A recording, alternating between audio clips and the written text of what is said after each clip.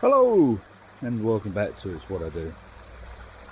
Yeah, I'm on another day trip, another visit. I'm down at Ron's, West Cliff Coy. Just give you a little look. Got Ron's artwork up on the wall. Does look good.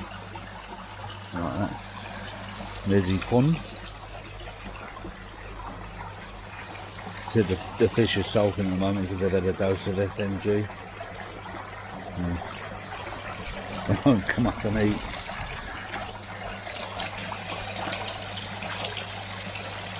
It's funny. Funny the way fish behave like that, they get upset, don't they?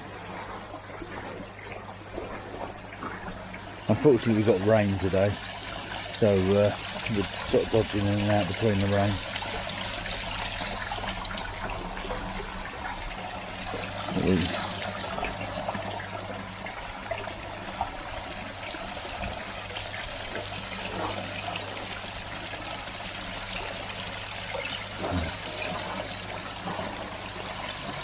So we're going to see it. Ron's going to see if he can tempt them up with some crab sticks. Come on, Sid. Come on, Thomas. Here's Gary. Come on, boy.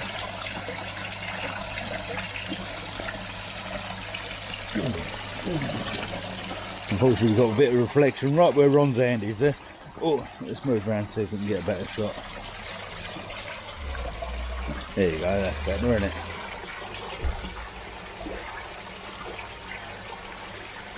This one's Gary. This one's Thomas. This one's Tim. What, Thomas?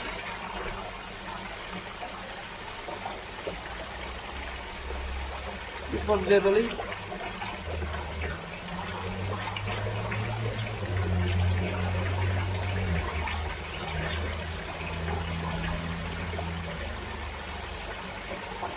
Here's Ed. Wonder why he's full in with his red hair.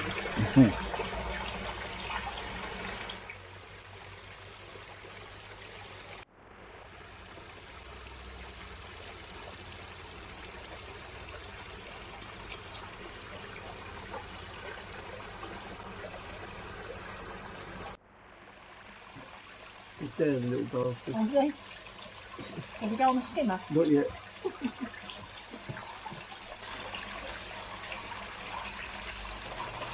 Right, in this section of the video we're trying to capture Ron's little friend that comes down into the garden. He's got a robin that flies down and comes into the pond, and he jumps over onto the skimmer and eats food out of the skimmer and travels around on the skimmer while he's doing it.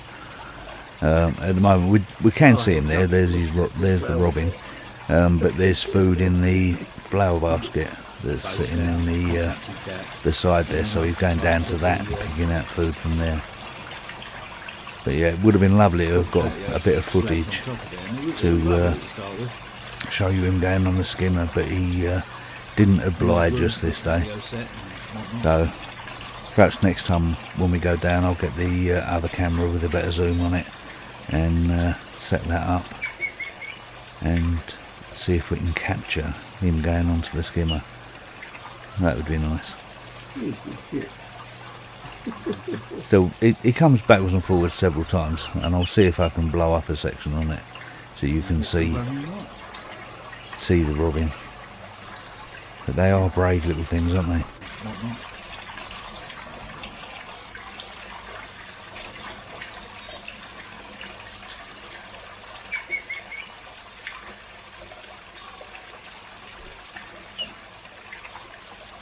One week later. Well, we was back from Ron's about, what, 9 o'clock time? And that was last week, so we've had a week go by. It was a lovely day down at Ron's, thoroughly enjoyed it. Doreen cooked us a lovely meal, and Bron likes it because she pinches all of Doreen's gin. So yeah, it was a lovely day. So today's Sunday. Yesterday I did the filters and I finally fitted the ozone generator. Let me show you. I'll show you where I put it for now.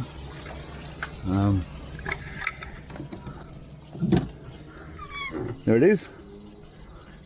It's a little bit far away really, because the air pump's under there, so it pumps air through to the ozone generator onto that line, goes through the ozone generator, comes out of this one, and that one feeds back to the bottom drain in the middle over there. As you can see, I'm topping the pond up at the moment, so I did the filters last night, but it got too late for me to do much with it, so yeah, I'm topping it up at the moment, but it all looks good. Oh look, gone in the shade. Yeah, I've got the ozone generator on, well last night I had it on an hour on, hour off. I've changed that now to an hour on, 2 hours off, because when I came down earlier, the ORP reading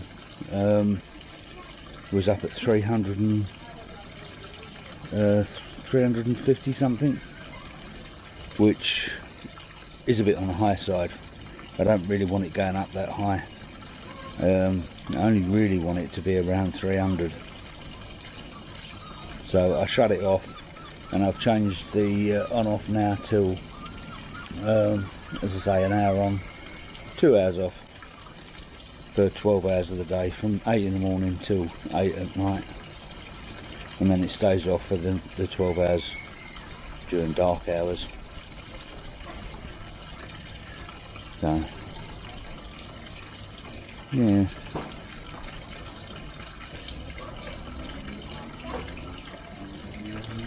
I just noticed something floating around the pond. I'm just going to go and get rid of that. Back in a sec. Yeah, getting sidetracked. Right, what was I saying? Oh yeah, the ORP meter. When I put it on yesterday, the reading was 219, which was pretty good really, considering I hadn't had the UV on, and I'd had a treatment in it for the previous week, so to be sitting at 219 I think was pretty good. But I put the UV back on, which I don't really need to do with the ozone generator, but yeah, I'm experimenting, so we'll see what happens. I've got the UV on now, and as I say, I've got the ozone generator running. After a few minutes of switching it off this morning, the ORP reading dropped down to 167, so not quite sure what all that's about. It's a lower reading than it was yesterday when I started.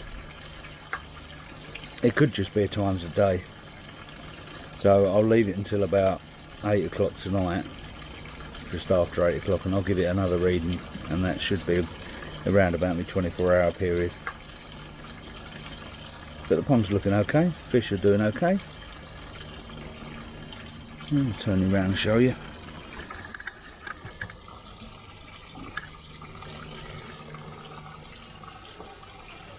You see they're all quite happy, looking for food, because I'm sitting down here. Greedy little sods. They have only just been fed, so they're not hungry.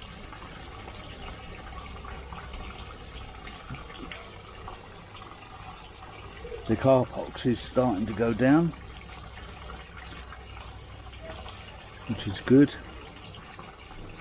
And you never know, hopefully with that ORP meter, that ozone generator, perhaps we might kill off some of the cart pox virus. Interesting topic, cart pox. If you do some research on it, As I say, I never used to have carp pox in my pond, so I'm just moving my tea over the other side because the table's rocked and it's thrown it everywhere. I never had carp pox in my pond until I introduced those two fish, and then I've got carp pox in my pond. Now there are some people that are adamant that carp pox is not contagious, and in the sense of just being on a fish in the water, no, it's not contagious. But if you do some research on it, and they say it's the fish form of what we would get as a cold sore. So how do cold sores spread? They spread by touch. So if you kiss someone with a cold sore, you're going to get a cold sore. So it stands to reason, if you've got carp pox on a fish in a pond, when they knock into each other, which all the fish do, they all swim around and knock into one another. So when they do that, they're going to spread the carp pox. So it's spread by touch. So if you do get it in your pond, you other fish are going to get it. It's just logical. As I say, there are those that won't have it, that carp pox is contagious. Can't be spread. Well, it can. That's how you get it in the first place. If it couldn't be spread, if you think about it, there wouldn't be any carp pox, because as the fish that had it died off, they wouldn't be in there to like the disease would die off with it, wouldn't it? And you've got to think, how do they catch it in the first place? And it's got to be by touch, hasn't it? It's just logical. But there you go.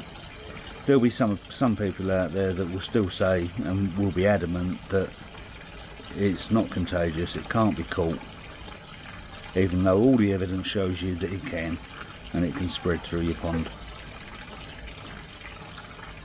Is it anything to worry about? No, not really.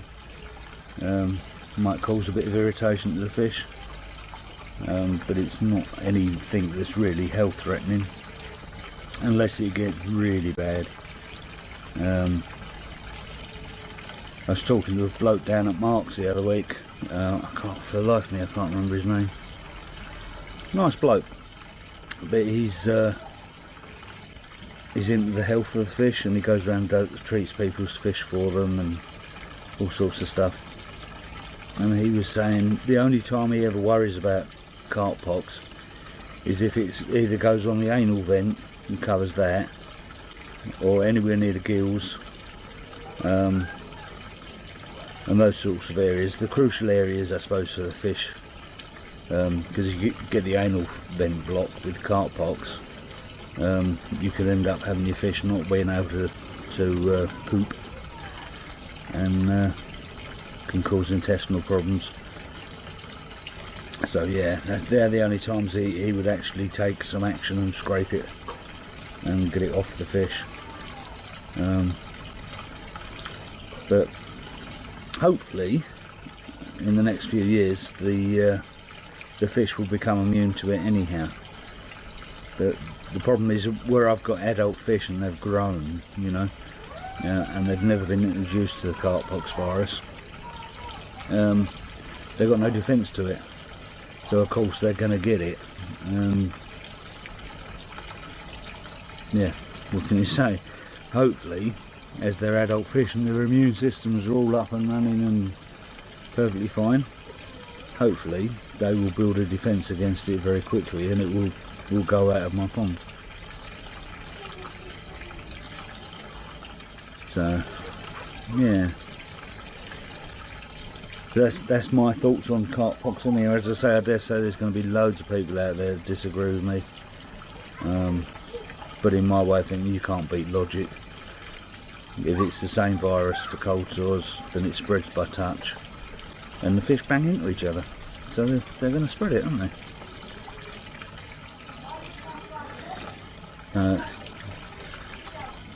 Yeah, I'm nearly topped up enough here now, so I won't be waffling on for too much longer.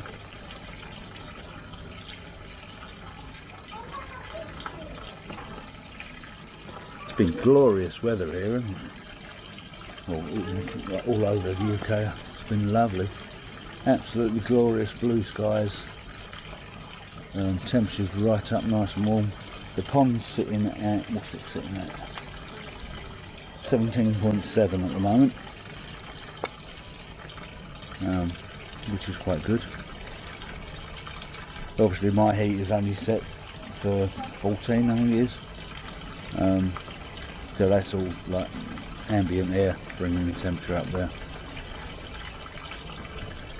Also bearing in mind I've been pumping cold water into it for the last sort of 20 minutes, half hour. So that will have dropped the temperature. So that's not bad.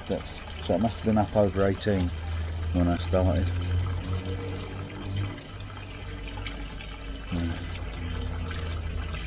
Yeah, and those lucky people down on the south coast and whatnot, being able to see the Aurora Borealis. I had a look last night, I couldn't see a damn thing. Because they did say people in the Thames Valley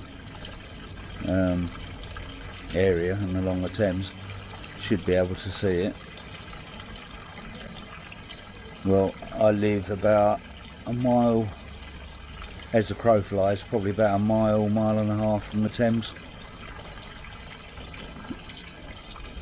So I was hoping I'd get to see it, but no, I didn't see anything last night. But you never know, you might get it again tonight. And it looks like we may have clear skies tonight. Although they are issuing a weather warning for thunderstorms along the west coast of England, right the way up the west. But I'm in the east, so hopefully I'll miss that. And if we get a nice clear sky again tonight, fingers crossed, we get to see the Aurora Borealis. And if I can get some photos or video of it, I will, and I'll show you if I get to see it. But that'd be something, wouldn't it? That'd be really nice. Right, anyhow, I'm going to stop waffling, and I'm going to finish filling this pond up, and then I think we might go out this afternoon, just take the dog for a walk.